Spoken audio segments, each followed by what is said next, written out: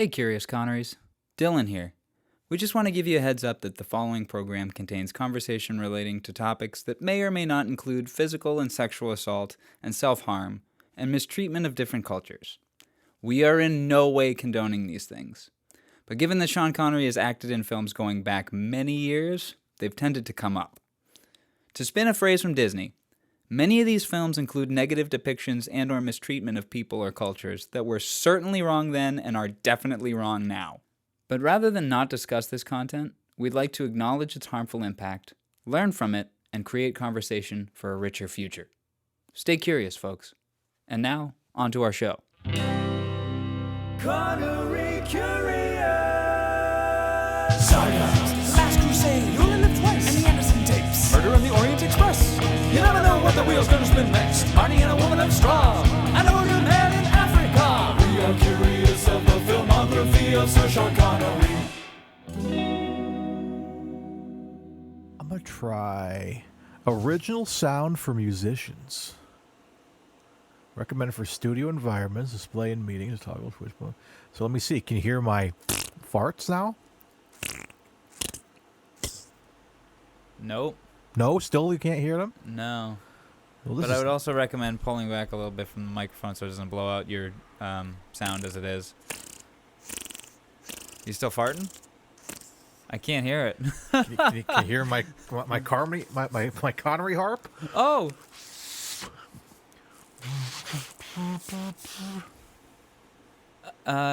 Sort of. It sounds like you're like on a muffled telephone line, like you're being held hostage with gag tape. Hold on. There's a certain way you gotta do it. I don't know how Connery did it.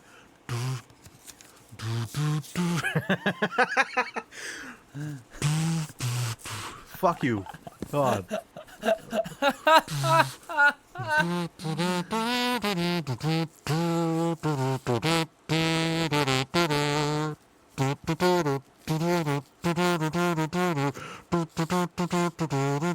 Did you hear any of that? Yes, but Okay. it sounded really distant and muffled. What the fuck? Huh. Well, you'll hear it. You'll I'll hear hear when it you in get the my edit. I should do the theme song for Connery. You're not rubbing the paper against the microphone, are you? No, it's like right Okay. here.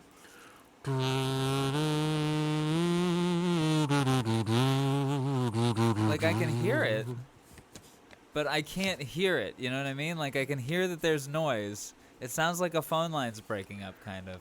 This is riveting podcasting, by the way. It's the Connery kazoo. So yeah, how'd you make that? What, a comb and?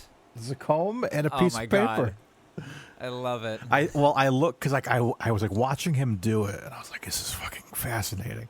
So I was like, let me see if I can actually do that because I usually have a comb near me because I'm always brushing my beard, and I got a piece of paper, and I guess it's better with like wax paper or like Yeah, it seems like that's what it was. yeah, Because that's what's inside of a kazoo is a little piece of wax paper. yeah. So if you have wax paper, I could like do a whole symphony right for you. But That was such a great scene. We'll get right into it. That's one of my notes is jazz heart. yes, jazz. Yeah, jazz Connery heart. Before we get into that, I guess. Yeah, let's start off proper. Dylan Mario Titus. Lima. Oh, All right, let's try that again. Mario Lima. what's my name again? Oh, Dylan Mario Titus. Oh, Okay, let's try that one more time. Your name is not Dylan Titus. oh, you're right. You're right. Your name is Mario Lima? Mario Lima. And I'm Dylan Titus. I am. How you doing today, Mario Lima? I'm doing pretty good, man. I'm my mouth hurts from paper cuts playing the Connery harp. I'm doing well. Connery harmonica. What did you write on it? Connery kazoo? Oh, Connery kazoo. Did I write Yeah. Connery kazoo? Yeah, I don't know why I put a little nifty line on it.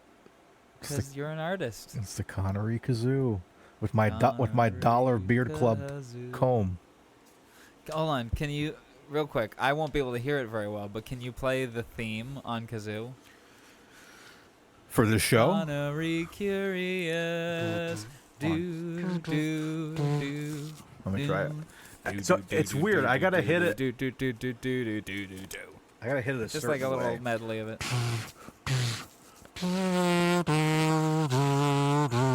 That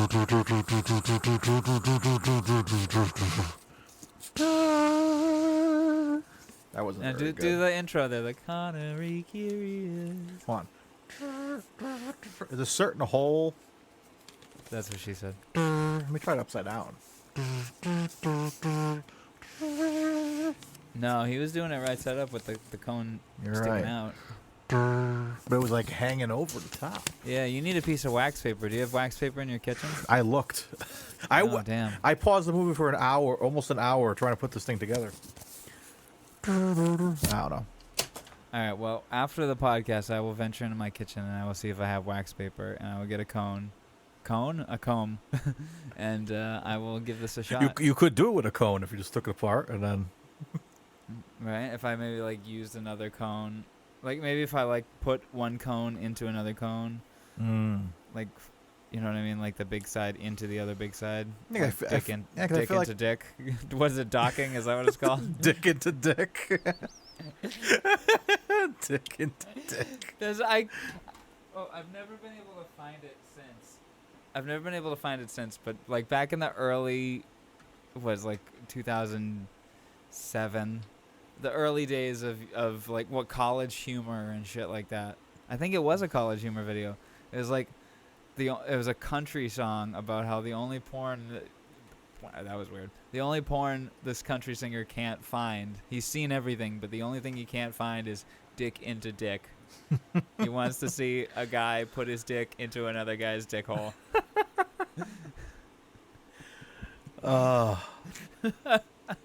Anyway, Today's welcome to Connery Curious. We're each week, me and Dylan Titus here get together to talk about dicking, but also docking, but Is that what it's also. called? Hold on. Now I need to know.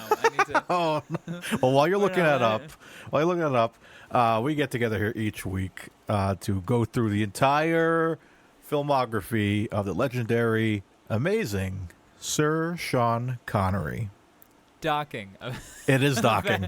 A very intimate and intense sexual act performed by two uncircumcised men. Guy 1 pulls his foreskin back and holds it while Guy 2 stretches his open and outward as far as possible over the head and shaft of Guy 1's penis. We're like 5 minutes in, we're working blue. Mario, have you ever seen the Black Alien Project? Yes, I unfortunately last night when you sent it to me through text. Where he's got his own CBD brand now. I hate it. He's blowing smoke out of his nose hole. Not his nostril, his nose hole. I didn't even watch the whole thing. I clicked on it, and the second I saw his face, I turned it off. I was like, no, can't do this. Can't do this. After I came, I knew I had to send it to you. Oh, man. Anyways, this week, we are covering 1990s The Russia House. Ooh. I have something on the bottom of my sock. It's driving me crazy. Anyway. All right, I can close the Urban Dictionary for docking now. Please do. Yes, 1990s, The Russia House, starring Sean Connery, Michelle Pfeiffer, and Roy Scheider, directed by Fred Shapishi? Yeah, written by Tom Stoppard and Jean Le Carre. Oh. Based on the book from 1989 by John Le Carre. All right. Mario, what'd you think of this movie? I thought it was kind of fun. It's a bit of a spy movie, spy drama, and Connery's great in it. I was very pleased with Michelle Pfeiffer's performance in this. Very interesting. A lot of familiar faces, which we'll talk about this Yes, sir. through the show. A lot of familiar faces as we're watching this film. I thought it was that was fun. But take it from the Rotten Tomatoes score. Yeah, you take it away. Tomato meter gave it a 70%. Audience score with a little tip bucket of popcorn gave it a 49%. Do you agree with the score? I agree more with the first one. Same.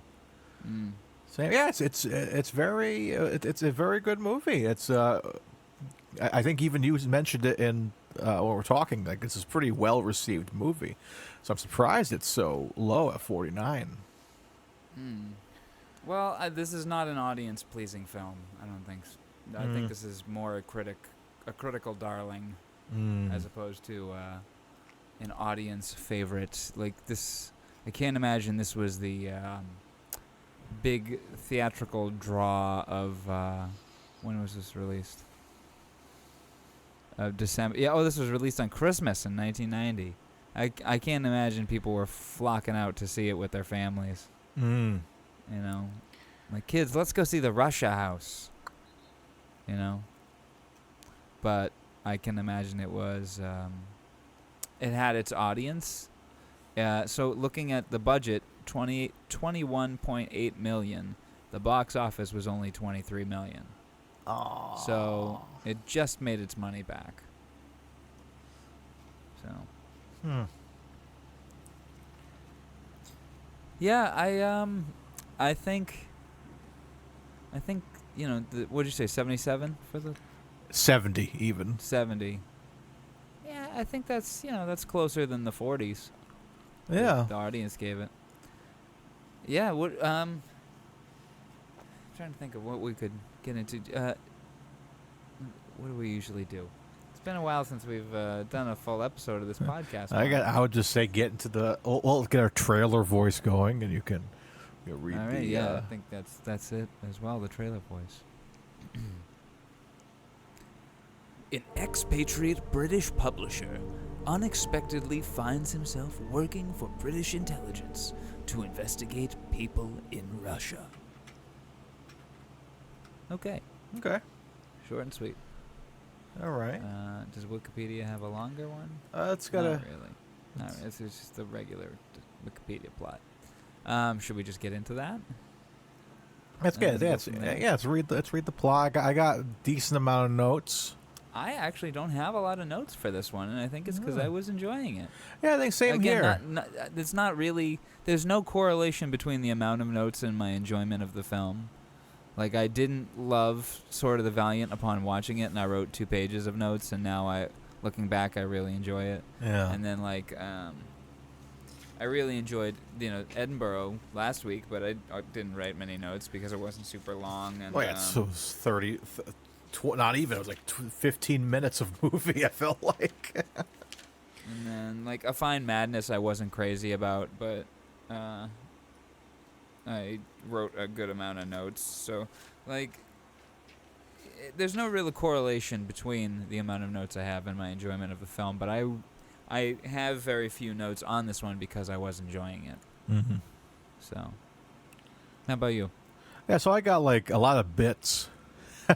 a lot of interesting stuff, but like, yeah, let's get to the first like 2 paragraphs of the plot, and we can like stop there. Let's do it.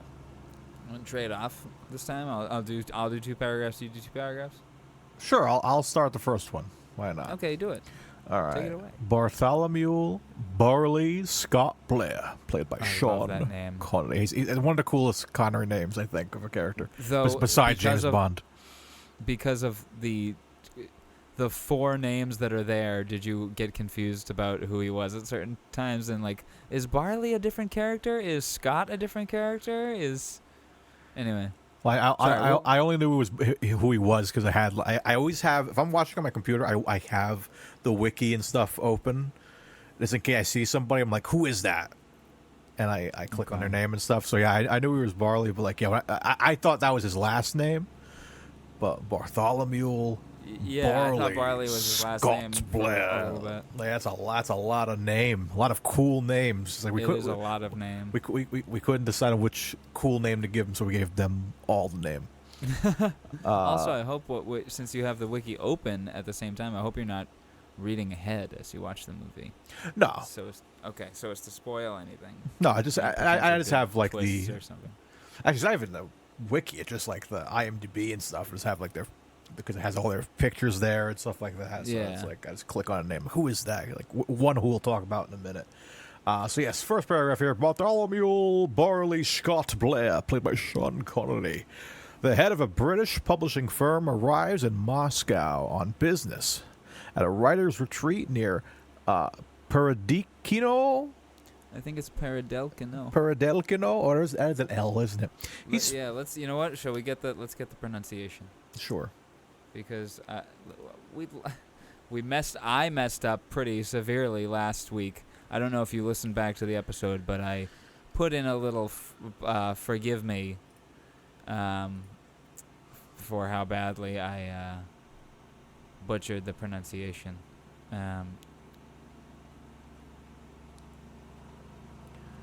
Peredelkino. Peredelkino. I'm getting an A on the end. Peredelkina. Peredelkina. Peredelkina. Thank you. Peredelkina. Thank you. He speaks of an end to tensions with the West, heard by the mysterious Dante, or they say his name differently in the movie. We'll say Dante. Dante. Played by Klaus Maria Brandauer, Brandauer. I think it is. Who we later will see in Never Say Never Again, which is very exciting. Previously, historically, but in the future on this podcast. Yes. Who demands that Barley promise to do the right thing if the opportunity arises. A few months later, unable to locate Barley at a trade show, a young Soviet named Katya Orlova, Michelle Pfieffer, asked publisher Nicky Landau, played by Nicholas Woodinson, to give Barley a manuscript. Landau sneaks a look and delivers it to British government authorities. The manuscript is a document detailing the Soviet Union's capability for waging nuclear war. An investigation reveals Dante is renowned Soviet physicist Yakov Efremovich Efremovich Savalev. Efremovich, Yakov Efremovich Savalev. Author of the manuscript. Anyway. Yeah, a lot of Russian. Forgive us, folks. We are going to be butchering some words. A lot of Russian names in the Russia house. Who knew? Yeah. So yes, let's. What do you have for notes so far? I got a couple. Okay, what do I have for notes? Well, I literally just thought of this. Who demands that Barley promise to do the right thing if the opportunity arises? He comes across a scared cat in a park, and he picks it up and delivers it to an animal shelter. He's like, "There, the right thing. That's it, Dante. I've fulfilled our promise." And he goes home and forgets about the whole thing. Anyway, what do I got? So we hear his voice first at 1:55. Yes. Did you get his first line? Never heard of her. Yeah. And then we see his face at 3:57. Ooh. I put him down as a cool 4 minutes just because I was like, you know what, close enough. I'll put 4 minutes. You know, Mario, I'll accept it. I'll accept it. I was really just thinking there. I'm like, I should just end this podcast right now because I don't have time for this kind of tomfoolery. But you know, I'll let it slide. Okay. So. Connery, 4 minutes. And before we get too far, my first 3:57. my first note was the credits. I said only cool people get cool R's. Right? Did you notice that as well? Hold like- on, I took a bunch of screenshots more so than notes. I have some screenshots too. Ken actually. Russell. Let me share my screen here.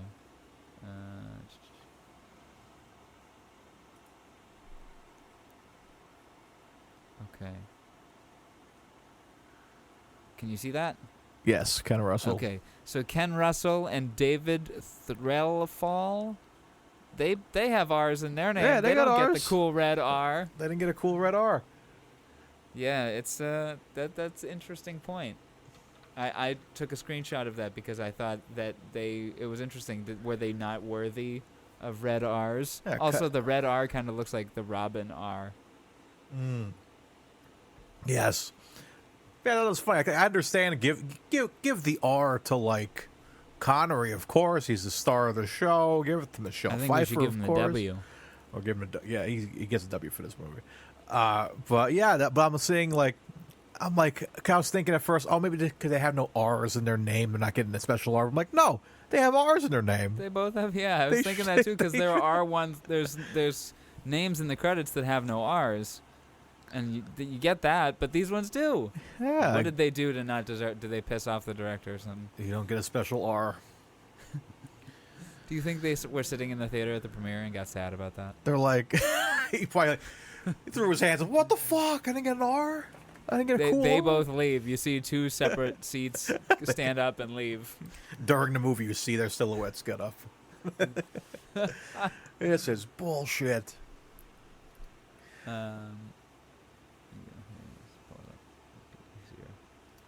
Okay. Here's another note I have. Connery says, "You're taking a leak in some filthy public urinal." That was interesting. It was quicker for me to take screenshots of these, especially because I was running a little bit behind. And I'm like, hopefully I will remember what each screenshot means. But yeah, urinal. I thought that was funny. Which that sounds gross. Like urinal, it sounds pretty gross, but urinal sounds even worse. It does. Like when you spoilers, when you find out a character dies of hepatitis, do you think that hepatitis was urinal? Like, what else you got? Let's see. Where'd my notes go? Hold on. For some reason, it like expands over here. Boop. All right. So 4 minutes we get, or 3:57 as you claim. Yeah, Connery's. As I claim. Jesus, Mario. This is how the podcast ends. We're fighting over what time Yeah, Connery showed up. These 3 seconds are the hill I'm willing to die on. The hill. Let's see. Hey! Look at that. And then I have, which kind of gets to the next paragraph here, but we find out Connery lives in Lisbon. And I love that. I love that we get to see a lot of Lisbon in this movie. Just the beauty of that city in Portugal, where my family is from, which is really cool. Super. Really? Yeah. Most of my family is like on the islands of like the Azores and stuff. We had some family thing in Lisbon. This is like the main city, on the capital there. So it's beautiful It's over an there. absolutely beautiful city. One of the oldest cities in the world. Yep. Wow. There's all those red rooftops and that it's like a painting. And I love that. Like at the end, which we're jumping ahead, but like when he's at the window and he's like, I got this place because I want to see the ships coming in. And it's like, that's one of like the big things is like the sort of harbor life, fisherman's life in Portugal is always so amazing, which I think is why so many Portuguese people immigrated here to Rhode Island, because it's kind of the same thing. So port cities and all lots of sea. Yeah. Ocean. Yeah, so loved seeing Lisbon. Yeah, it was nice to see. It's such a beautiful city. And also, Russia, like seeing, is it Perla del Kino? And the Kremlin, what a beautiful building. Right, yeah. And Moscow, just genuinely beautiful architecture. St. Basil's Cathedral, that's what it is. St. Basil's Cathedral. Whoop-de-doo, Basil. Exactly. Can you see my screen still? I can, yes. Yeah, it's... Wow, look at that. That's just gorgeous. Yeah, just like... I love the color. That's like one of the most big... What's the Kremlin? That's like the Statue of Liberty for Russia. Like that's like the one building you always see in movies. That's like, yep, we're in Russia now. Wait, is that the Kremlin? Huh, I guess it is. Okay. Why is it called the Kremlin? Well, I've got some learning to do, my friend. Oh, the church has been part of the Moscow Kremlin and Red Square. the Moscow Kremlin, simply known as the Kremlin, is a fortified complex in the center of Moscow. It's best known of the Kremlins, and it is the best known of the Kremlins and includes 5 palaces, 4 cathedrals, and the enclosing Kremlin wall with Kremlin towers. All right, cool. Look at that. Last week we were learning about Edinburgh. This week we're learning about Russia. And it's a much different situation with Russia at the moment in the Yes. world. So it's interesting to see the parallels and differences between 33 years of national relations. Not that I know anything about it, but it was interesting because of the situation that Russia is in at the moment with their own war with Ukraine. Again, I'm in no position to comment on it, but you see troops like willingly surrendering and in the hopes that they'll be like pardoned by Ukraine because they just know they're on the losing side. I could be entirely wrong, but these are the reports that I've seen. And then this movie has such positive, uplifting hopes for a unified and more free and kind of utopian Russia. It was interesting. I don't really have any profound statements to make on that. It was just worth noting. Absolutely. Another note I have is the music. Another Jerry Goldsmith joint, which makes this our second Jerry Goldsmith in a row, technically, because if we skip Edinburgh, then Medicine Man has music by Jerry Goldsmith. So second in this month. Really good score by Jerry Goldsmith. I really liked it, but did you find the placing of some of the music to be pretty odd? Like when he's brought into the office to be, talked over by the government people, and the music is playing, and it's kind of like sexy, jazzy kind of, but still kind of like moving music, like move along music kind of. Yeah, I think I understood that choice though, just because of we find out later he's a big jazz guy. He plays jazz music. So I feel like that's more of like a character thing, to kind of have that music following him around. Because other than that, it's like very, even towards the end, very New Orleans based brass, and it was interesting. But I feel like it was more like a character thing more than anything. The choice of jazz was interesting. Did you get Ron Burgundy parallels? I'm in no way prepared. Whips out the full flute out of his jacket inner pocket. He puts it together and everything. Oh man, yeah, but and that shot where he's playing it in the club with a band. A part of me was really hoping he was still playing the comb.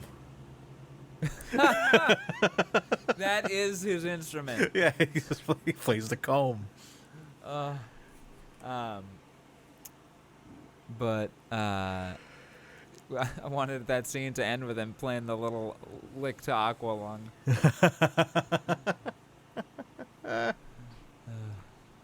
Can you see yourself here on the screen? Yeah.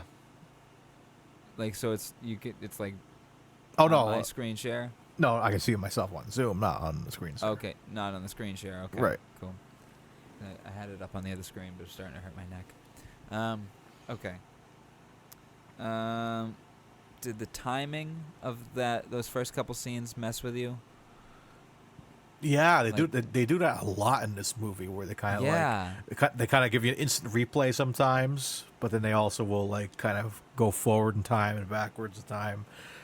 Because I was kind of like, at one point I kind of like looked down for a second. I like still listening to the movie, and I kind of went up I'm like, did I rewind the movie? Yes, I thought that as well. So we start the movie with him in this office, and then it cuts to him in a diner or like a little restaurant eating and chatting with a friend, and then the government man pulls them away, and they drive to this office, and I'm just like, what just happened? And then you realize that it's coming full circle because they asked how did your day start, but it's not quick enough to make it like a joke or something. Like it genuinely threw me off time-wise. Yeah, it's something I feel like I see in a lot of films nowadays done better. There's a lot of films I can't think of one off the top of my head, but like just that kind of like The Ocean's films. Yes, yeah, A Christopher Nolan film, the Mission Impossible films. yeah, They do that very well. yeah, where you're getting a little bit of the future, but then like the build up and Glass Onion. Yeah. Glass Onion did it Yeah, phenomenal. yeah. You We know? see the same events from different perspectives, and the Mission Impossible reference. They do it as like a you see the whole thing play out, but it's wrong or something. Like you think you're in the moment, and then it plays out incorrectly, and they're like, no, cuts back to the previous scene. Did that in essentially. the new one, like when they got on the Yeah. train, like spoilers from Mission Impossible, like we're gonna get on the train, we're gonna land on it, we're gonna grab this, we're gonna grab a parachute and like, get off. Then like we think it's happening, and then we're like they're still at the planning board. Yeah, and it Oh, happened shit. with Fallout too. There was a scene where, like, they have to break out the villain from like an armored car situation, and there's like the hypothetical where Tom Cruise ends up like with a bunch of goons around him, and he has to kill the hostage or something like that. You know what I mean? Or kill the cops or something like that. Mm. And it turns out like nope, it's just him in his mind, envisioning how it can go wrong. I like when movies do that as a kind of like, no, here's the thing, and here's how you thought it was going to play out. But Sometimes they'll do it in movies with aggression. They'll be like, I forgot which movie I saw recently where I think it was like a girl like was getting talked down to or something like that, and then she attacks the person talking down to her like it's her boss or something, but then it flashes back to like that was just in her mind. yeah, We see the action happening, but then we flash back to before it happens, and like she's like, Mm. no, I couldn't do that. So yeah, I like when that's done, but this was done very sloppily. I was kind of like, okay. It wasn't sloppy. It was more just I think you really like once you watch it again, I think you'll know exactly what it is. Yeah, but then But like they do it later in the movie with like towards the end of that initial interview, where then you cut to the American office and we got to hear the last minute of the recording again directly when it's done. It's kind of like I don't need to listen to that again. Just Yeah, like give me a smooth transition. Yeah, give me a cross transition of like it's Connery's voice. It transitioned into the recording. Exactly. And Yeah, clean people audio like that. becomes tape audio. Yeah, so I got to hear that twice now, man. Like Yeah, that there were moments bothered like me. that. And yeah, same when the dude is recording in the other room Mm. while the But I like that when he thinks the glass is shattering and like there's, yes, like, and Connery's throwing. Yeah, it's just ice. yeah, And the curtain pull over. Yeah, that was really good. And the guy just bursts in, says Yeah. nothing, and a couple times we get that gag too. We get that with the ice, and then later with the church bells, where it's like peeking their mics while they're like when he's talking to Michelle Pfeiffer's character. Something like that. It was a fun little gag, but yeah, a lot of reusing audio in interesting ways that could have been a little cleaner. Yeah, and less so replaying audio, more just repeats of scenes. Like you could have, like if I shot something, you know what? Actually, you know what the perfect comparison for the time play here is. What would you like for breakfast, Donnie? Muffins. That's right. Turn. Cut, turn. You know what I mean? Yeah. Like you see the turn twice, but in like, and that's the joke. The joke being that a good editor would have cut it at a halfway point, so Yeah. you know what I mean. So you don't see the turn twice. Yeah.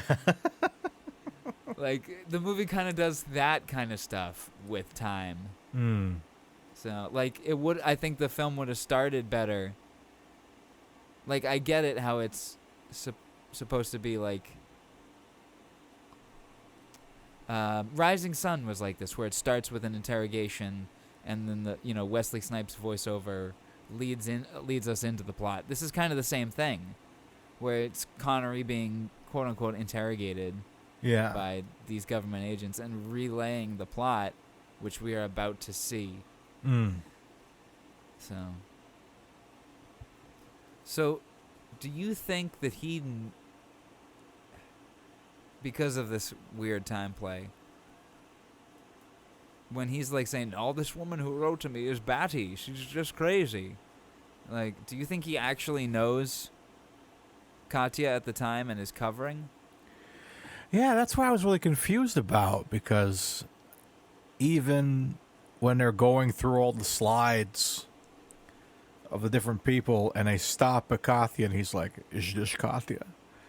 And it's like, "Yeah, do you remember her now?" He's like, "Nope." But he has that, like, look in his eye that, like, yeah. Yeah. It could either be him remembering good times or falling instantly in love. What do you think it is? It could be him, like, maybe Because he falling. pauses for a moment. Yeah. But I don't know. It's very confusing at that point. I'm like, I'm assuming they know each other. I don't know, because even then their first meeting is, like, interesting, and then she even says, "How'd you know who I was?" And I forgot the line he dropped. It was like, "Oh yeah, you're like the one that will shave the Venus de Milo," or something like that. Yes. So I was really confused at, like, their relationship. But I guess it was just like love at first sight, like you said. Like, kind of like he saw her picture and was like, "Whoa." Kind of like from Russia with Love when he said. I was about to mention this. So this movie very much feels like From Russia with Love, but James Bond is not a spy, and he's not trained in any of this stuff, and he's a drunk book publisher. And he's old. Oh, man. But yeah, it's had a lot of similarities to From Russia with Love. Yeah. In fact, hold on.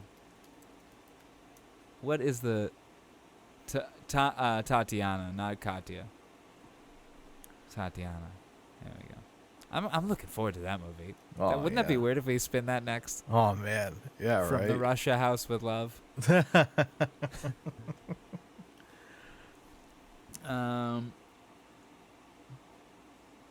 Also, they kept talking about Dante, and I wanted it to be Dante from Grandma's Boy. Whoa, Mr. Cheezel. What's up, Mr. Cheezel? Oh, hey, Dante. I like when he's put up the, he's like, I'm just decorating my Christmas tree. Dude, it's July. You're right. Come on in. That movie's funny. I love that movie. Okay, I'll continue here. British intelligence officers track Barley to his holiday flat in Lisbon and interrogate him about his ties to Katya. Wait a second.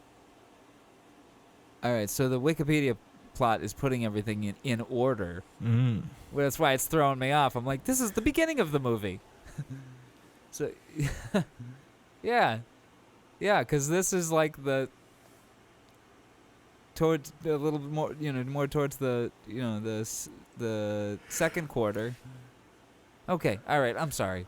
British intelligence officers track Barley to his holiday flat in Lisbon and interrogate him about his ties to Katya, but realize he knows as little as they do. MI6 realizes the manuscript is also of vital importance to the CIA, with both agencies seeking Barley to work on their behalf. British agent Ned, James Fox, gives Barley some fundamental training as a spy. Barley returns to the Soviet Union to seek out Dante and confirm he is a genuine informant. He meets with Katya and is instantly smitten. Through her, he confirms that Dante is indeed Savaleyev, and he also denies to Katya that he is a spy. Any notes? I do have a fun screenshot Do share. Speaking of, let's see. Honestly, you might have the same screenshot. Let's be real. Oh, do share. Oh, can you not share because I'm sharing? Oh, no, it should let me share. Riveting podcasting. Oh, yeah. All the more reason to spy the living daylights. Because this year it suits them to roll over on their backs and play nice doggy. Because this year they're on the floor anyway, you ninny.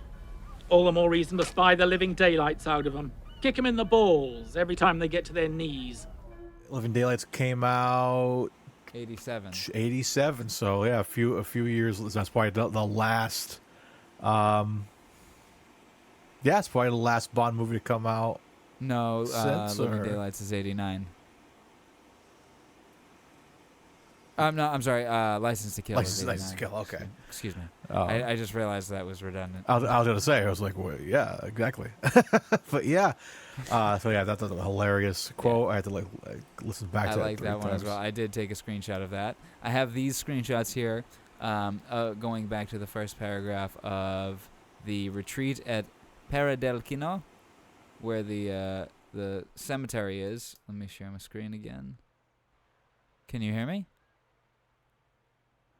Mario has left the call. What's going on here? Hold on, folks. You're experiencing this with me. Let's figure this out. How do I invite? I don't know how to do this. I don't know how to Zoom. Copy invite link. Okay, we're gonna send this to Mario now. Riveting podcasting. Ding ding. Okay, sent Mario the link. I don't know what's going on here, folks.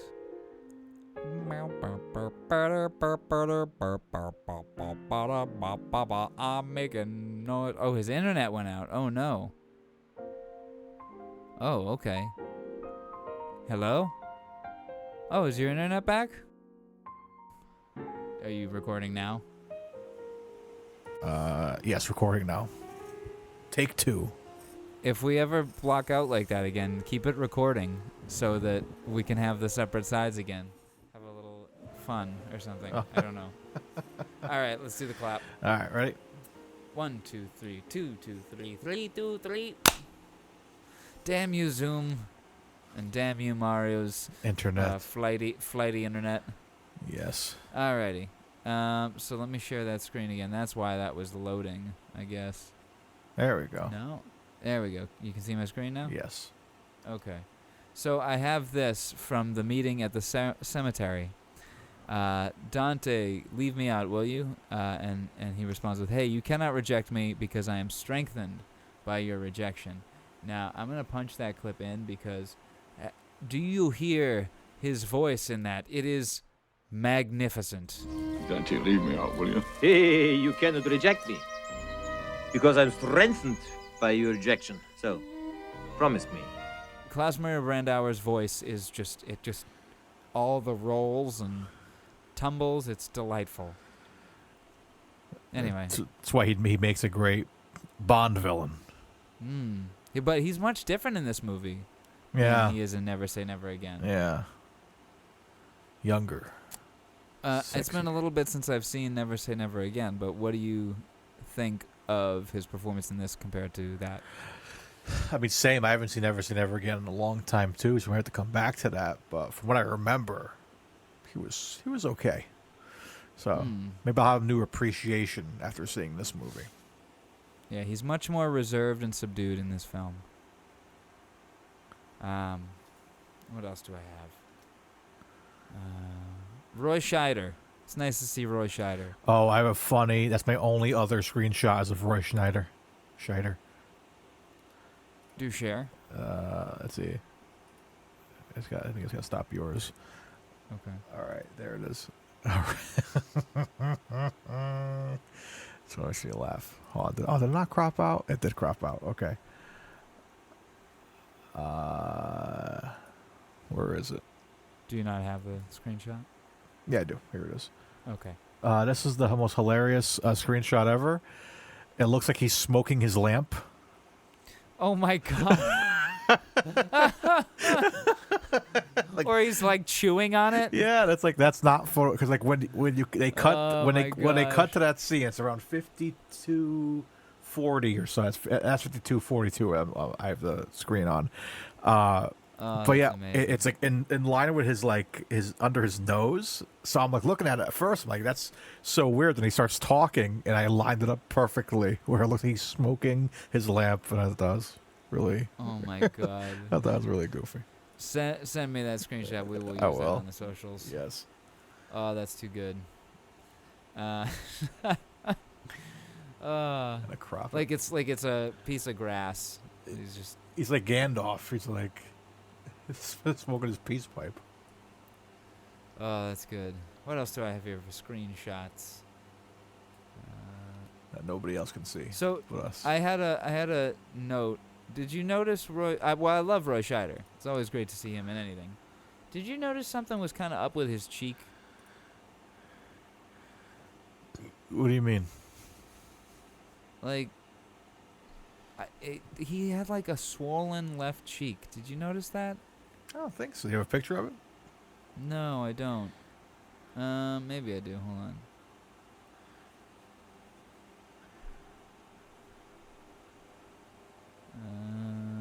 No, I don't. But he kind of, it looks like he like had surgery on his cheek recently or something. Maybe he had like what do you call it? Like you can kind of see it there. his wisdom tooth pulled out or something like that. Maybe. And this guy, this general, looks like Taran Killam in 40 years. Or like Taran Killam is playing him in a sketch. Yeah.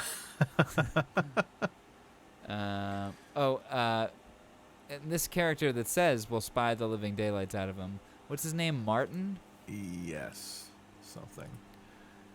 Or is it Walter? Is it Russell Ned? Oh yeah, I think Yeah. Walter. Walter, yeah. He's delightful because I have these other screenshots here. This year they're on the floor. Anyway, you ninny. You live in a society. You live in a free society. You've no choice. He's got some good ones. But I love this moment here. He says, dear old, bloody old school. And he just boops him on the nose with the chalk. This is just like school. Dear old, bloody old school. We get a name drop, the Russia House. Yep. Spoken by James Fox. So James Fox is the younger brother of his older brother. Yeah, is the younger brother of Edward Fox, who we saw in A Bridge Too Far, and we'll see again in Never Say Never Again Yes. as M. Too many free So- radicals. Exactly. So we've seen him once before. We'll see him again, and we just saw his brother. So A lot of connections to Never Say Never Again in this movie. indeed. And they honestly they are very similar like in both appearance and acting style. Yeah. What else you got for notes? For naughty notes, let's see. Ian McNeice. Some might know him as Fulton Greenwald from Ace Ventura, When Nature Calls. Oh yeah, huh? I first looked at him, I heard him talking, and I was like, that voice sounds familiar. And I was looking at his face. He's the one who finds Connery at the cafe in Lisbon and takes him back. I don't think we really see him much after that. But I was like, yeah, that voice sounds familiar. And I looked at his face, like, where's he from? I clicked on his Wikipedia. Boom, he was kind of Ace Ventura's sidekick in the second film, which that was I haven't watched fun. that in a long time. And I've seen the first one much more. in my opinion, I like the second one better. I've heard a lot of people think the second one is better. It's a lot of fun. I need to rewatch those films. Let's see. Of course, we got that musical Comb Connery. Of course, seeing him jamming with the comb and the wax paper. I love that dining room that they're in. That sort of like it's almost like a sunroom. In the retreat at Peradelkina. Yes. Yeah. Yeah, I love that In little like that wooden sunroom. Yeah. yeah, it's like really cozy looking, And with all the plants around. yeah, I wish I could have like a nice little lunch with him and play some and jam out with Connery. This room here. Yeah. And everyone's blowing on bottles and knocking on their glasses and such. Yeah, fun scene. Yeah, that was a really fun scene. This guy here that is recording, we see him later at the nightclub where Connery is performing, and doesn't he look like Christopher Nolan? Yeah, a young Christopher Nolan. Love it. Yeah. All right. We want to keep going with the Wikipedia? Yeah, might as well like finish the wiki, I guess. We got a lot to go on the wiki. Is there a lot? 1, 2, 3, 4, 5, 6, 7, 8. We each got 4 more runs to go. All right, where do we leave off? Katya sets up a meeting with Yakov. Katya. Oh nope. The British run the operation through its first phase. There we go. The British run the operation through its first phase while apprising the CIA of its results. The CIA team, headed by Roy Schneider, not to be confused with any other Schneiders, it's Scheider. Is it Scheider? No N in there. Scheider. Like cider with an H. Scheider. I was hoping he was a Rob Schneider relative. Nope, not at all. Oh well, is concerned at Poirot. It's concerned at the manuscript's description of the Soviet nuclear missile program in complete disarray and suggests the United States has engaged in a pointless arms race. Katya sets up a meeting with Yakov, going to great lengths to avoid being followed. Barley explains that the manuscript is in the hands of British and American authorities. Yakov feels betrayed, but Barley convinces him that the manuscript can still be published and is given another volume of the manuscript after assuring Yakov he is sympathetic to the scientists' cause. Impressed by the additional volume, Russell's boss Brady, John Mahoney, and U.S. military officer Quinn, J.T. Walsh, interrogate Barley to be certain of his loyalties. Russell states that he would help the British operation out of a true ideological belief in glasnost. What is... we kept hearing this term. What is this? Let's identify this. Glasnost. Glasnost? Let's hear it. Glasnost. Glasnost. In the former Soviet Union, a noun. The policy or practice of more open consultative government and wider dissemination of information, initiated by leader Mikhail Gorbachev from 1985. So the policy or practice of more open consultative government and wider dissemination of information. So, transparency in government. Okay. Russell states that he would help the British operation out of a true ideological belief in glasnost, although this would not be good news to his customers in the weapons industry who need an arms race for continued prosperity. Convinced the manuscripts are truthful, the CIA and MI6 create a shopping list of questions to extract as much strategic warfare information as Dante can provide. Russia House handler Ned senses something is amiss with Barley, but the British-American team continues its plans. Your turn. Barley returns. Barley returns to the Soviet Union. Excuse me. Let me start that over. Barley returns to the Soviet Union and declares his love to Katya, admitting he is an operative. Katya confesses that Yakov is not acting like himself and fears he may be under KGB observation or control. She gives Barley Yakov's address in Moscow. Under full British-American surveillance, Barley takes the shopping list to Yakov's apartment. Ned suddenly concludes that the Soviets know all about the operation and will steal the list to learn what the British and Americans know, and is convinced that Barley has made a deal to turn over the questions to the KGB. Russell disagrees and instructs the mission to proceed as planned. The meeting with Yakov expected to be brief, but after 7 hours, Russell admits he was wrong. The team must now pretend the questions were deliberately false. All right. This whole section kind of confused me. You? It did, yeah. Yeah. Did he see Yakov in that building? Like, was Yakov there? Like, I don't even remember. all right, let's just wipe out this last two. Barley sends a note to Ned explaining that during a prearranged phone call to Katya, Dante used a code word to let her know that he had been compromised by the KGB and that her life was in danger. Barley admits he traded the shopping list to the Soviets in exchange for the release of Katya and her family to the West. He admits his actions might be unfair, but tells Ned, "You shouldn't open other people's letters." Ned visits Barley, who has returned to his flat in Lisbon, to wait for Katya. When her ship arrives, Barley greets Katya and her family at the docks, ready to begin a new life with them. Roll credits. Did that shot make you tear up?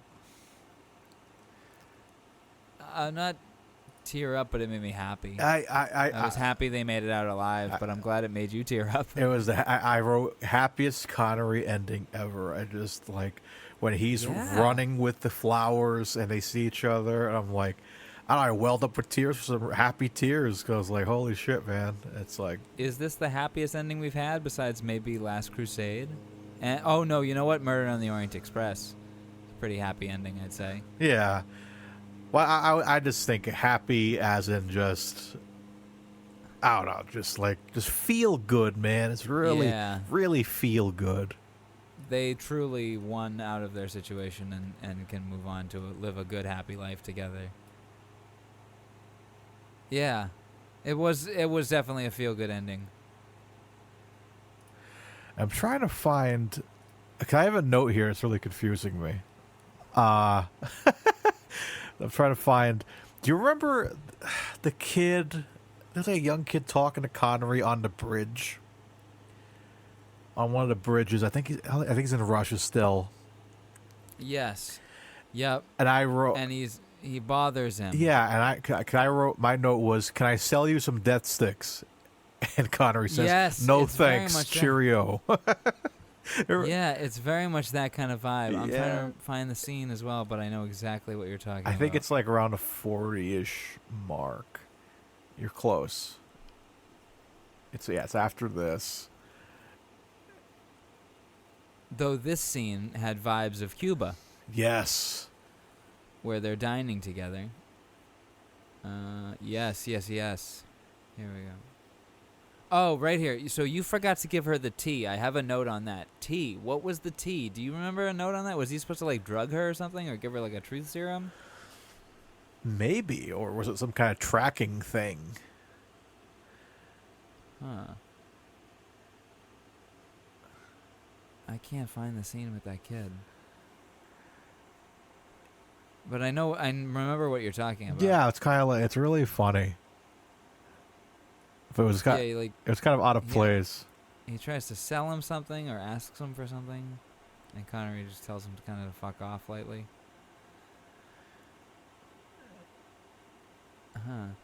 What do you think of Connery's look in this movie? Well, I guess we can move on to that at the sexiness part, I guess. So I took a few screenshots of things that I really liked. I look like a large unmade bed with a shopping bag attached. Yeah. Also, I love that whole like that statue right there. You just out in the screenshot. They I like how they use that in certain ways, because they even put it like even in scenes where it's like the hotel room. You always see that in the window, framed perfectly, which I thought was a nice touch to really remind the you. Is always looming. To remind you this is where he is. Yeah. Not just like hitting you over the head with it. It's more like it's subtle. This is a threat that is like, she does need to get out of this country. Like, ooh, I found it. They are coming for her. 58 minutes. 58 minutes. You want to sell me something? Cigarettes, scotch, drugs, currency.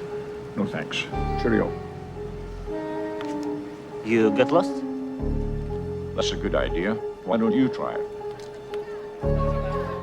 You want to buy some death sticks? You don't want to sell me death sticks. I don't want to sell you death sticks. You want to go home and rethink your life. I want to go home and rethink my life. Hell yeah. Good tell-off. Yeah. Very good tell-off. But yeah, very Obi-Wan. Again, he would have been an interesting Obi-Wan casting. Yeah, she'd like to go home and rethink your life. Well, fuck off. Yeah, that was funny. What else do I got? Oh, okay, so I have another screenshot to share, which is this one here. This hallway where she takes the phone call looks like the doctor's office hallway in A Good Man in Africa. It does. Like, on the other side of this hallway would be that doctor, his office, you know what I mean? Way less packed, though. Yeah. Yes, it's an off day. A lot of healthy people today. Yeah, no one's sick There's today. a game. I love this quote. Why do you look so healthy? Why have you no hangover? Are you in love? That was very funny. Oh, him with the flowers, man. Yeah. And look at the architecture. Just good God, that is gorgeous. Yeah, that's a cool shot. I was almost like, it kind of fucked with me, man. I thought it was like a fisheye lens or something. It looks like a fisheye lens, doesn't it? It But does. It's like, At a first look, then your eyes adjust to it. It's the gorgeous hallways. oh, Yeah, it's kind of got like a Bond-esque kind of cinematography vibe, where it utilizes these like that feels like a shot you'd see in Skyfall. yeah. It looks like where he meets Q. Yeah, Like the same kind of bench. this movie had a lot of Bond elements in it. Except for Connery himself, because like he said, he looked like a fucking trash can.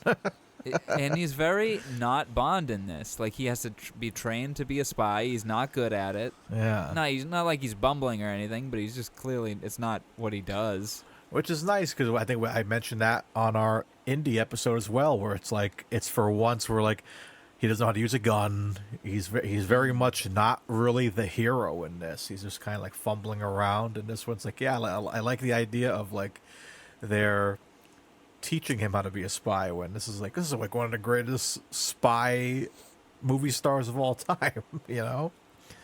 So I thought that was really, that's a lot of fun. I'm looking at the IMDb page. I found a better trailer voice line.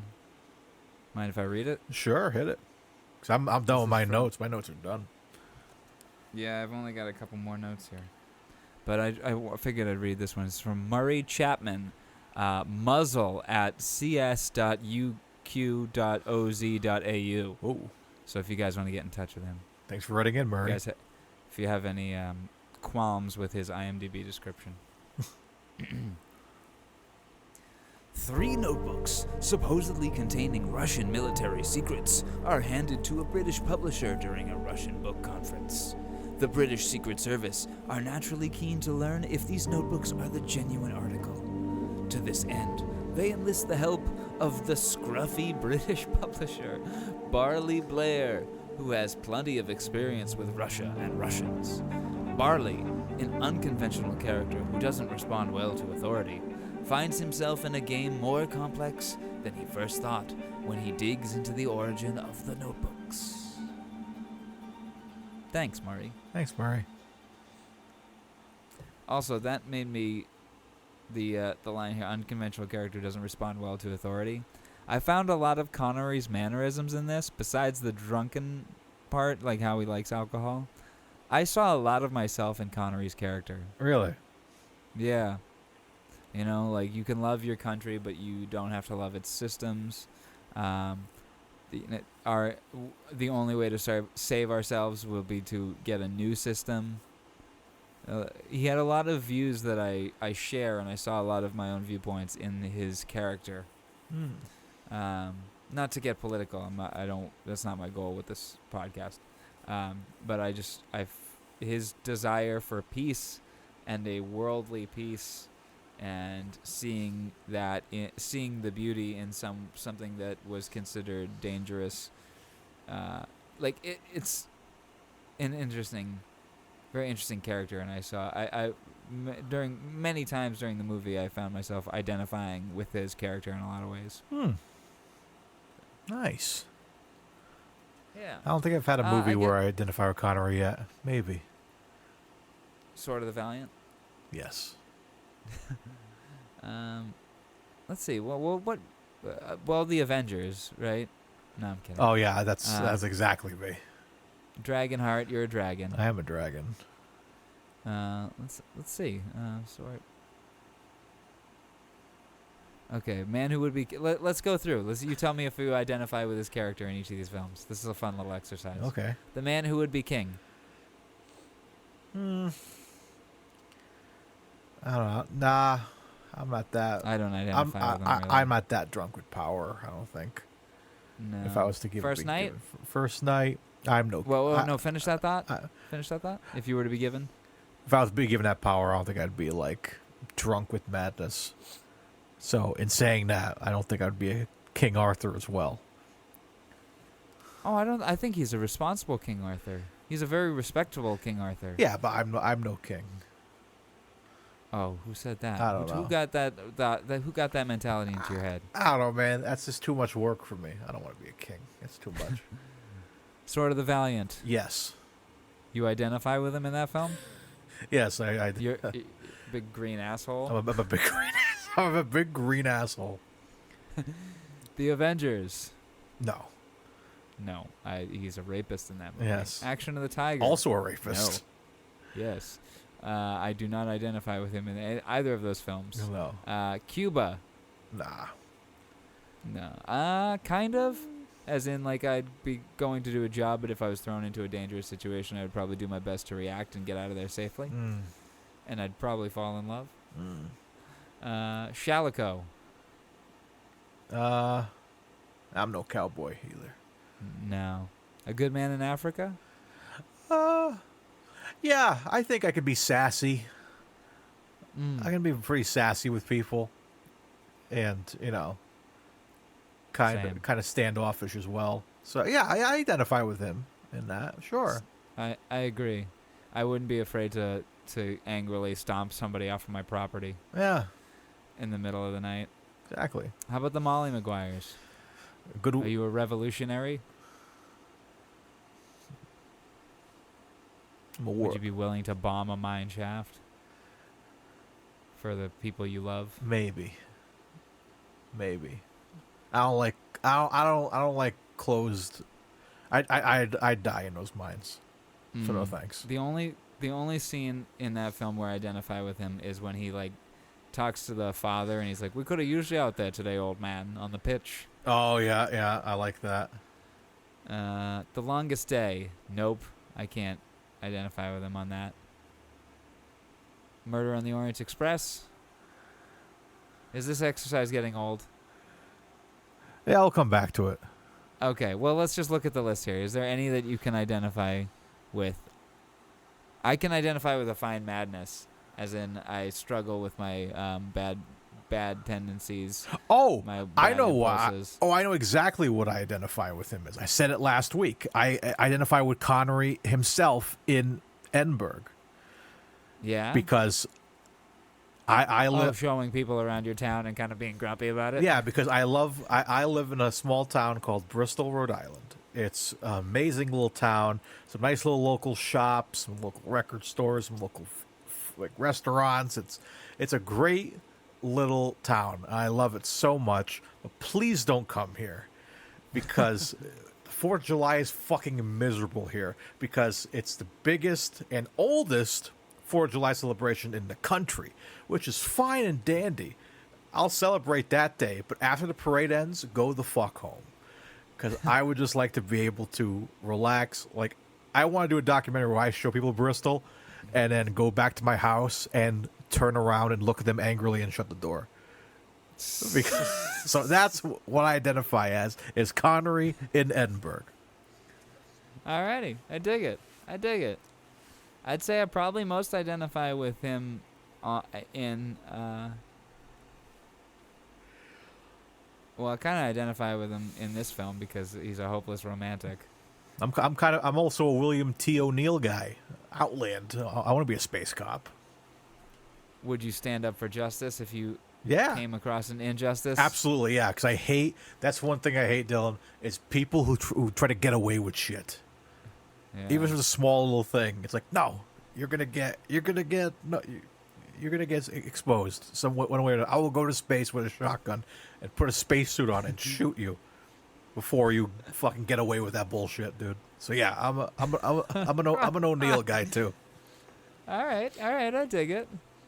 I see a lot of myself in the A Fine Madness character, not in the hitting of his wife, but in the artist just struggling to get his best work out. While struggling for work and pay and to pay his bills, and to struggle with his anger issues. Yeah. Yeah, that's I can take from that as well. Being a fellow musician and podcaster and content creator altogether, yeah, trying to get noticed in that and being frustrated, and then having sex with random women in offices with bubbles all around. I don't know. I'm telling Lee. Well, she doesn't listen to this podcast anyways. But yeah. So yeah. Alrighty. All right. So yeah, let us know right in which Connery do you guys identify with? Yeah, and even if it's a film we haven't seen yet, if there's a Connery film in which you like really identify with the character that he's playing, or at least 75% of the way there. Like again, as I said in Fine Madness, I don't hit my partner, or attempt to hit my partner, or generally am violent, but I see a lot of myself in that character and the fact that it's an artist struggling with anger issues. So I'm about 70% there. So if you have a character which you identify with that Connery has played, let us know, because we'd be interested in hearing your stories. Yeah. So I think with that, I think we kind of wrap up here with the Rush Hours with our final scores. Well, let me give you my last notes. Hit me here. We'll go. I got some more screenshots. Let me get these out of the way. This is a great shot here of Connery playing the sax. This shot here, this house on the water, does this not remind you of Godfather 2 with the man in the suit standing in the back while Connery sits in the chair? It's very Michael and Fredo. Yeah. It's just lit far more brightly. Yeah. Are there any musicians you fraternize with whom you would describe or who describe themselves as anarchists? I like that. And he responds with, there's only one jazz musician I met that didn't have anarchist tendencies. I like that. I love the dad, man. Yes. Oh, just him. He's just trying. He reminded me of my dad a little bit. Just he's trying to communicate with you. He's like, oh, come sit down and come in here. Look at this painting and shit. He's just he's adorable.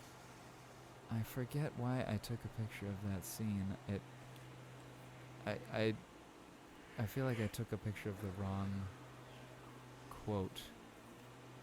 Let me just browse. You got any other notes? No, I'm dry. All right. The dad was super adorable. The uncle or whatever it was was super adorable. Just rambling away, not caring that Connery can't really understand him. I do love the scene afterwards, a few minutes after that, when he does finally spill the beans that about everything. Yes. Right there when he's writing this one, and they're just writing it down on the envelope and talking to each other right there. So I like that's that. my next note. Actually, is ADR pencil sounds. That I don't like that shit. Did you man. notice that? Yeah, man, it made me. It's clearly ADR pencil sounds. It's that shit irks me, man. It's like nails on a chalkboard. I hate hearing pencils on paper. It just, I don't like it. Really, it bothers you that much? Yeah, it irks me. I get the heebie-jeebies when I hear pencils. I did like this scene though of him revealing to her. Yeah, I was like, what are you doing? What's he writing? Then we find out, yeah, he's writing a message to her because they could hear them or whatever. So I thought that was really cool. Sir, we're picking up a lot of 80-yard pencil sounds. you got like me with like headphones on. It cuts to Live and Let Die, the guy dying from his ear, from his headphones. But yeah, it's like mixed so much louder than the scene. Yeah, it's super Like- loud. It's like, we get it. You have a pencil. Jesus.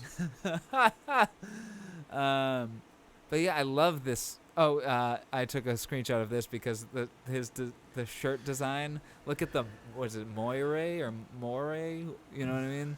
When you have a very fine square design or line design, Yeah. and it shows up like this on film as a bunch of warped lines. So that was interesting. Just worth taking a screenshot. But I also really like this shot of the outside of his flat in Lisbon, the pink walls with the chipped paint, and just it's really beautiful. And him in the pink shirt that kind of matches the pink paint on the outside. Lisbon, baby. And Ned in the suit behind him. It very much looks like a poster shot.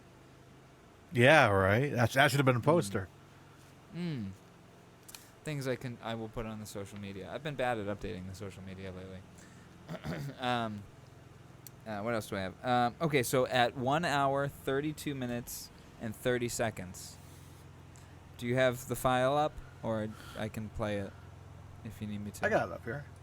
Okay. 1 hour, 32 minutes, and 30 seconds. Listen to the score. 1 hour and what? 32 minutes and about 25, 30 seconds around that point. Listen to the score that the piano plays. So 1 hour, 32.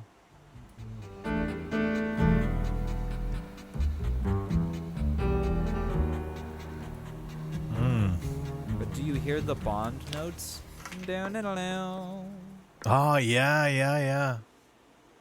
So I will. Another killer soundtrack, man. I love that. Like, that's one of the other things we got to rate one of these days. The soundtracks. Yeah, we'll have to go back through and listen to them because there's a lot. But like it was this one and Medicine Man really stood out to me, and obviously the Bond ones, like well, because it's Goldsmith, Jerry Goldsmith. Yeah, man, he's killer, man, killer. What other ones have stood out to you? As we just let's go back through. Let's go back through here. Your obvious and, Goldfinger, obviously. Oh, for sure. None of these really stood out to me in the first half. Shalico, the theme slaps. Hell yeah. Indy, of course. Indiana Jones. John Williams score. Oh, of course. The Murder on the Orient Express score was great. Yep. The Hill had no score. Yep. The Wind and the Lion had a good score. I don't remember it as much. Who does the music for The Rock? Music by Hans Zimmer. Hans Zimmer, yeah. Rising Sun. I like the music in Rising Sun. Oh, yeah. Rising Sun was good.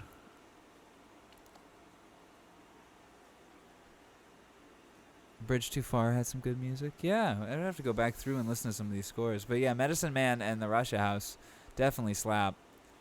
I think those would probably be in the top 5 for sure. My top 5 would be those two, Murder on the Orient Express, Last Crusade, and Goldfinger. Yeah. Hell anyway, yeah. What they had. Oh, somebody just screamed outside. That was weird. Kids playing. So I just downloaded the score for The Russia House, so I'm going to give that a listen. Let's go. Not right now, but so yeah, those are all the screenshots I have. What else do I have for notes? So yeah, you hear a little bit of those Bond notes. Do diddle doo doo doo. Just kind of a tease. And then there's a scene where he's talking silently with Katya while jazz is playing. But yeah, we hear what he's saying later. Okay. Yeah, that's all my notes. That's it. That's all I got. So yeah, should we get into our ratings? Let's get into the ratings. Is there any trivia that we missed or anything? Like, browse the trivia section on IMDb is very short. The Russia House refers to the nickname given to the section of the British Secret Service that was assigned to investigating the Soviet Union. The movie was the first major movie production from the West to be filmed substantially in the Soviet Union with full permission from the Russian government.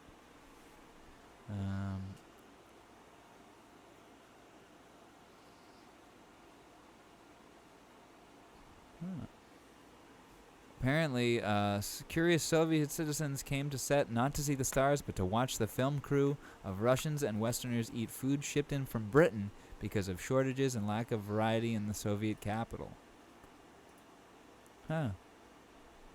Subsequently, Michelle Pfeiffer held up filming in Moscow when she discovered a rule forbidding Western movie companies from feeding the Soviet extras they hire, so she stomped off and refused to come back unless they were fed. To resolve the crisis, officials from the Soviet Film Commission had to be called in. Begging her to return to work, they explained that this was just the way things were done. In an interview with Esquire magazine at the time of the movie's release, Pfeiffer commented on the incident. In a country where you can't get food, where you can't get soap, here they were watching us shoveling down these platefuls of hot, steamy spaghetti. I didn't sleep that night. It was very traumatic. Then I realized, this is so typically American of you. This is what, as a country, we're accused of all the time. Now, whether I was right or wrong isn't the issue. The issue was, do I have the right as an outsider to come in and force my sensibilities on this culture? At a certain point, I decided to leave my identity at the border. I thought to myself, okay, you have no identity. And at that point, I was able to experience the country as it was on a purer level and finally to even embrace it. Wow. Connery had casting approval for this movie. Okay, wow, it's actually a much longer trivia section. Wow.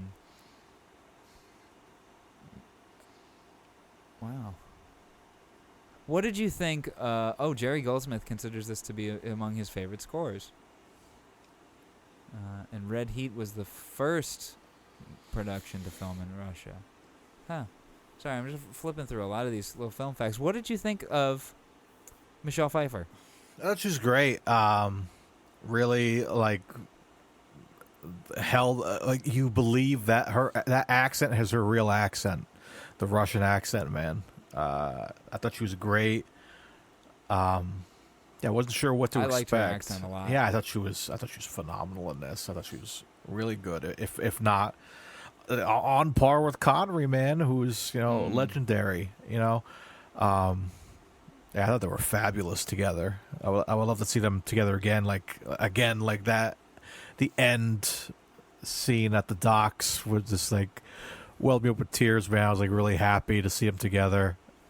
Even though her father or uncle looked like the same age as Connery, but it's still whatever, man. I was round of applause. I thought it was great, and I really like this movie, man. I thought it was really good. She would have been 30 at the time, and he would have been 60 or something, right? I think we talked about this last week, didn't 30, we? So, yeah, he would have been 60. Yeah. Wow. So he was literally double her age. Yeah. Wow. Hey, man. Yeah, I really liked her as well. She was she was really good.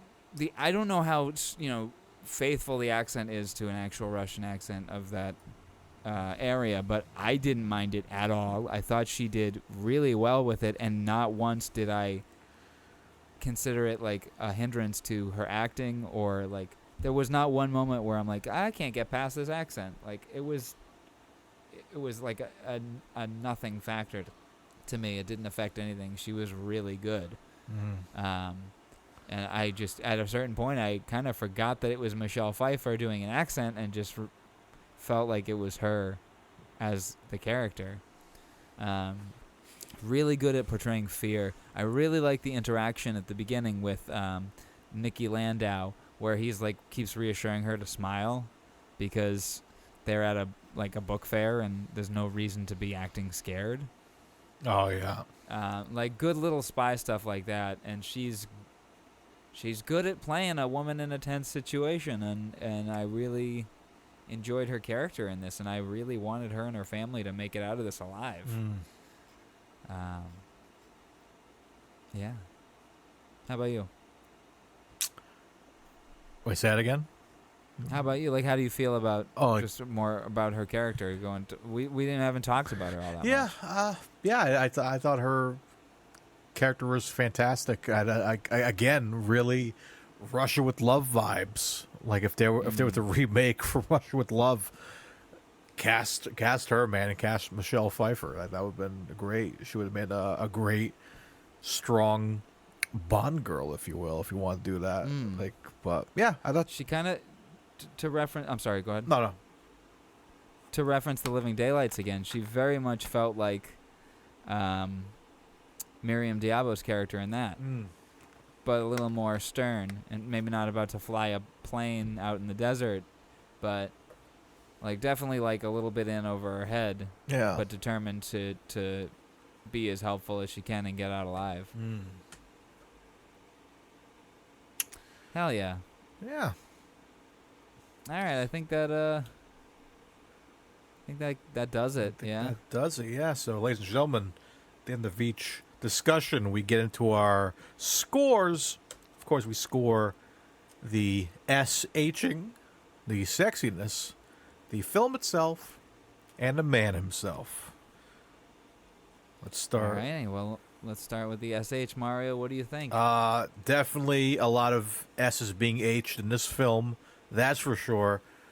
Pretty heavy at times. I'll give it an 8.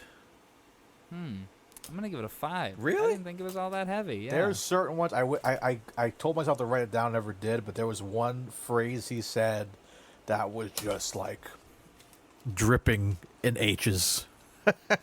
So it was up there for me, man. Like, but he has that, like, it's that point in his life where everything's very clear, but like every once in a while he has that one S and it's gone. But yeah, I'm gonna stick with my 8. Okay, I'm gonna stick with my 5 because I just didn't hear it all that much. I was actively listening for it at times. Really? And even when I wasn't actively listening for it, nothing stood out. You know. So. All right, let's move on to the sexy rating. What are you gonna give it?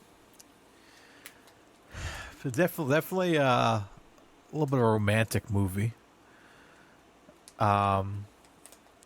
When he comes out and just says, "I love you," in the middle of the kitchen, I thought it was great. It's not super sexy. This is definitely our most ragged-looking Connery we've seen so far. Yeah, so let's get into it. What do you think of his appearance? Yeah, the appearance is very, very, like, it was kind of shocking when the first shot of him. Yeah, he looks like shit. Yeah, he looks like Doc Brown. I'm like, oh shit, man.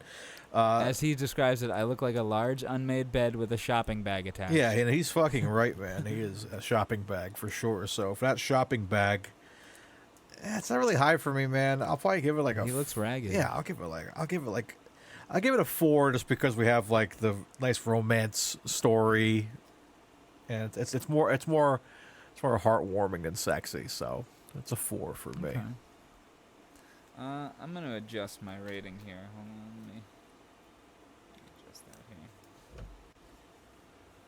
I'm gonna give it a 7.5. Whoa! Because Michelle Pfeiffer is just gorgeous. I think Michelle Pfeiffer is so beautiful. And I think the scene where they have to quietly make love was really hot. Not gonna lie, I'm like, okay, I'm down for this right now. Like, yeah, do it. Not to sound gross, but it was like I could watch Sean Connery and Michelle Pfeiffer go at it. I don't even care that he's literally double her age. I do not care. Like, very quietly. I guarantee if you asked Michelle Pfeiffer at the time, would you fuck Sean Connery? She'd be like, oh yes, 100%. Sure. When that seems to be the attitude of the world. When your mom was on, Mama Jules was like, I'm in it for old Sean Connery. Yeah, she was down for the Rock Connery. So he's a sexy old man. He is. Even looking raggedy like a bedpost with a shopping bag attached. Bedpost with a shopping bag attached. But yeah, okay. A large unmade bed with a shopping bag attached. There we go. Beautiful. So yeah, I gotta say that sexiness of Michelle Pfeiffer, and then that scene where they gotta keep it quiet to not wake the kids up. That, yeah, it earned a 7.5 for me. All right. All right, Mario, film or Sean? Which one are we doing? Film first. Film. All right, what are you giving it, bud? So yeah, I think it's a good film. Definitely voiced my opinions at the beginning of the show about those certain cuts and reuses of audio and the dreadful pencils. Oh, the pencils. You gonna let that carry significant weight on the score for you? It might take it down to 0.5 for me. To 2. No, man, I think it's a solid film. A film I'd watch again. Maybe 3 times. I think it's a really good movie. Lisbon represent. We got some Lisbon action in this. I think it's great. I think it's great, and I'll give it an 8. Great, and you give it an 8. Well, guess what, Mario? I think it's great, and I'm giving it an 8. Let's go. I really liked this film. I will watch it again. It's not perfect. The confusing time layout, like, kind of quasi proto Christopher Nolan-esque kind of time play stuff doesn't work for sure super well. The plot is a little confusing come the end, with the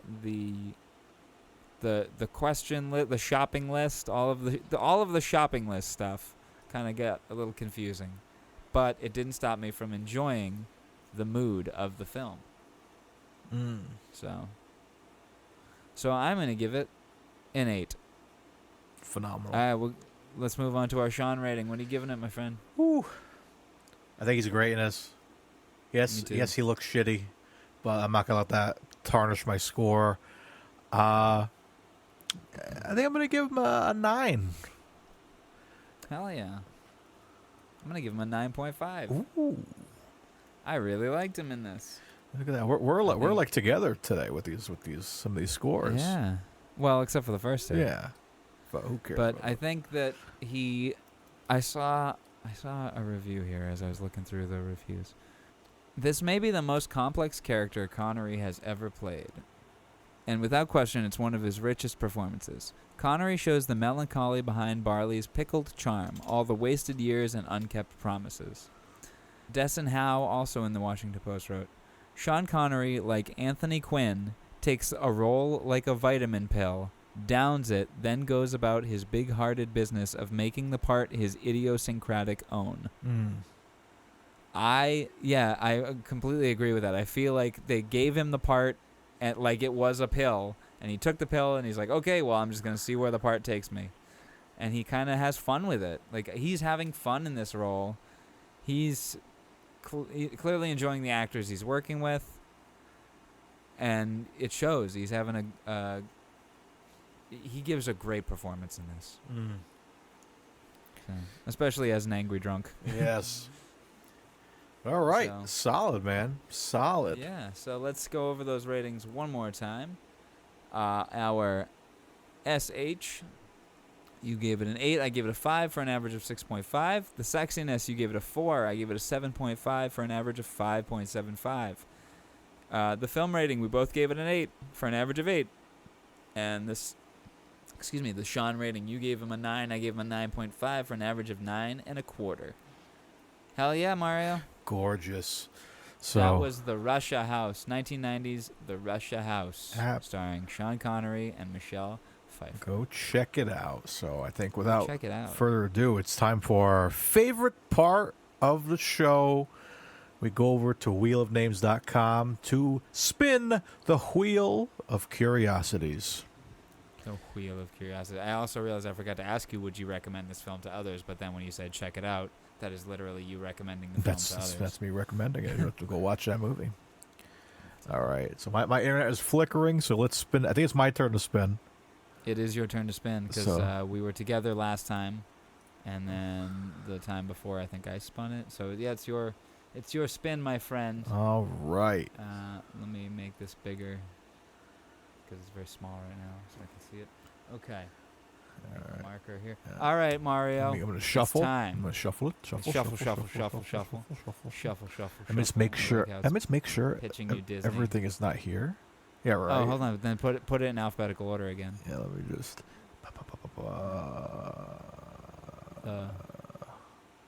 There you are. You're pesky. Get out of there. Pesky Russia House. Get out of there. We already did you. I think that's everything. Cause I took out a The couple shingles other rash ones. can feel like stabbing pains. Oh my! We don't want that. That's an interesting advertisement. I don't know why. This is the right. okay. Anyways, Shuffle. Shuffle. Tell me when to stop. Oh, I'm gonna make you keep going for a little while.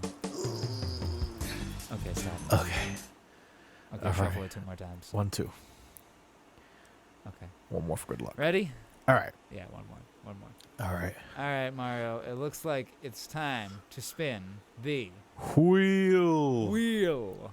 Oh, wait a second. What are you hoping for? We usually do this first before we spin. I knew we were missing something. What are you hoping for? Or what are you not hoping for? I don't know what I'm not hoping for, but I'm still hoping for Family Business.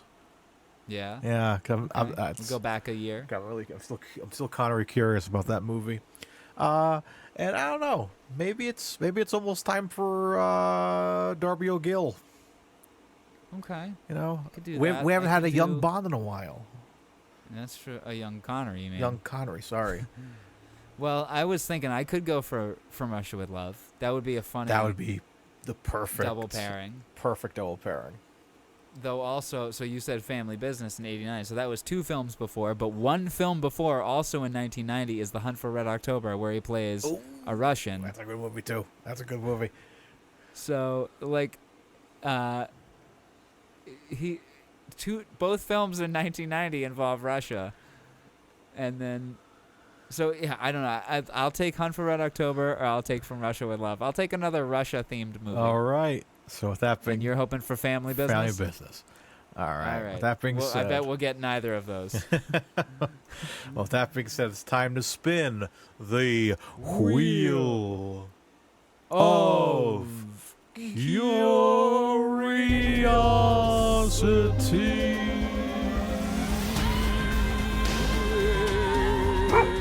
Oh, it was so close to Sir Billy. Goal. It was also look what was right after that. Hunt for Red October. Listen, Goal. So it's cool. We're getting the documentaries out of the way. Okay, Goal is the official documentary film of the 1982 FIFA World Cup held in Spain. Hell yeah. 101 minutes. Ugh. I'll watch it with you. I'm a soccer guy, man, so I think it'd be hype to watch it with me. So the film is narrated by Sean Connery, and the score was written by Rick Wakeman, the keyboardist for Yes. Let's go. Alrighty. I mean, I'm down to watch it. Let's do it, man. But yeah, we might have to watch it together. Yes. All right. Goal, the official documentary of the 1982 FIFA World Cup. Where can we watch it, Dylan? Yeah, let's see where we can find it. Hold on. 6.5 hours later. I don't think this is on. Huh. Oh man, does this mean we have to call an audible? Reroll? Hold on, let me check the library real quick. This was one when we started putting this list together. That we're kind of like, how's this gonna work? Huh? Yeah, it's not at the library. Let's see if we can find this. Let's make sure we can find this. Okay, you can watch it on FIFAplus.com. Oh, great. Okay, hold on. I'm gonna share my screen with you so you can see the little journey I'm going through here. And this might make for riveting podcasting. So I searched for it. You can see my screen? Yep. Okay. So FIFA Plus, watch for free, and then it bounces me right out. Interesting. Yeah. It's on Amazon. Currently unable to watch in your location. Do you have a VPN? I don't. It's on DVD from $8. Do we want to order the DVD? Do we want to spend money on this thing? We haven't spent money since what do you call it? Action of the Tiger.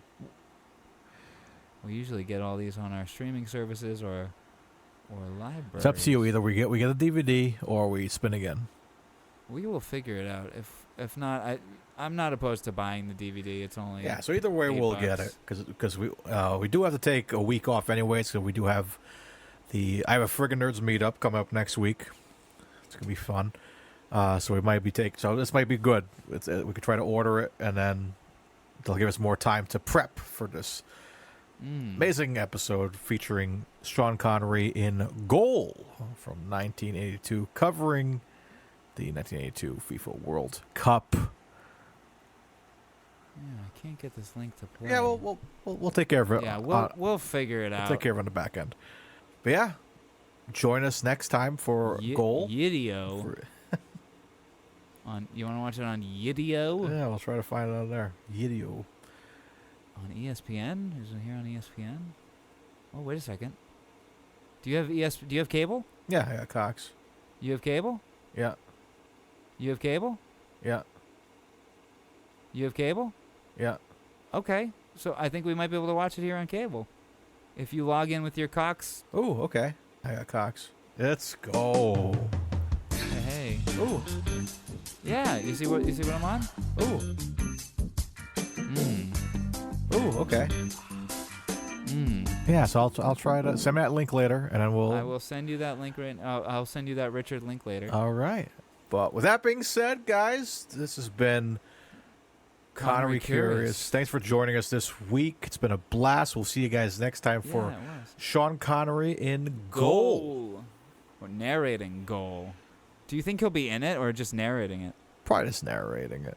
Yeah. But maybe what we'll if he see shows him. up just like on the field? I'll be excited. I'll be really excited if I see him doing it. I'm looking forward to it. All right. With that being said, guys, I've been Mario Lima. And I've been Dylan Titus. And as always, folks, stay curious. Connery Curious. You've been listening to Connery Curious, a Titus Compositions and Friggin' Nerds Media podcast. Follow us on social media for updates, memes, and clips. Find us on Twitter at CuriousPod007 and on Instagram at Connery Curious. You can also visit Titus Compositions at Titus Compositions to hear other podcasts and original music, watch music videos, or even pick up a great vinyl record. For more discussion and content about your favorite films, comics, games, and a network for all things nerdy, visit Friggin' Nerds Media on Twitter at Friggin' Nerds. You can rate, review, and share the podcast in-app, which helps us grow the show and reach the other curious Connerys out there. Thanks for spending time with us, and have a great day, but also, remember, stay curious. Oh, listen, I'm easy to recognize. I look like a large unmade bed with a shopping bag attached.